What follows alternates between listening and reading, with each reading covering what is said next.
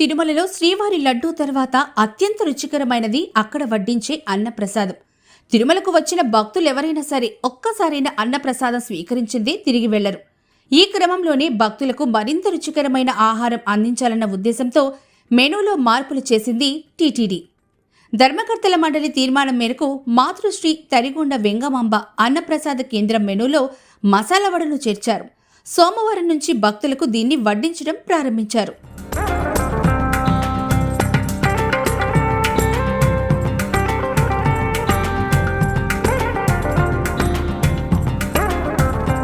తొలి రోజు 5,000 వడలను ప్రయోగాత్మకంగా వడ్డించారు. మరో వారం పాటు పరిశీలించిన తరువాత పూర్తి స్థాయిలో అమలు చేస్తామని టీటీడీ అధికారులు తెలిపారు. ఉల్లిపాయలు, వెల్లుల్లి లేకుండా తయారు చేసిన ఈ మసాలా వడల నాణ్యత, రుచిపై భక్తులు సంతృప్తి వ్యక్తం చేశారు.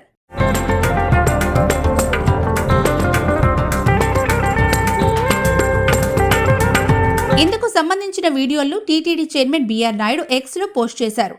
మెనూలో ఒక ఐటెం పెంచాలని అధికారులను ఆదేశించిన మేరకు ట్రయల్ రన్లో భాగంగా సోమవారం 5,000 మసాలా వడలు భక్తులకు వడ్డించినట్లు తెలిపారు. మసాలా వడలు రుచికరంగా ఉన్నాయని భక్తులు సంతృప్తి వ్యక్తం చేశారని, పరిశీలనలో లోటుపాట్లను సరిచేసుకుని పూర్తి స్థాయిలో మెనూలో మార్పులు తీసుకొచ్చేందుకు కసరత్తు చేస్తామన్నారు.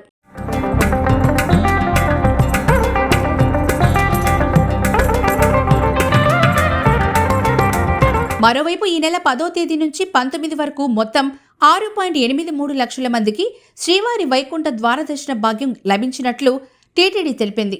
ఈ సమయంలో హుండీ ఆదాయం 34.43 కోట్లు సమకూరగా 1,13,132 మంది భక్తులు తలనీలాలు సమర్పించారు.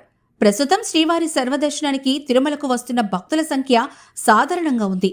సోమవారం సాయంత్రానికి శ్రీవారి ఎస్ఎస్డీ టోకెన్లు లేకుండానే సర్వదర్శనానికి క్యూలైన్లలో వచ్చిన భక్తులు వైకుంఠం క్యూ కాంప్లెక్స్లోని కంపార్ట్మెంట్లు, నారాయణగిరిలోని 2 షెడ్లలో వేసి ఉన్నారు.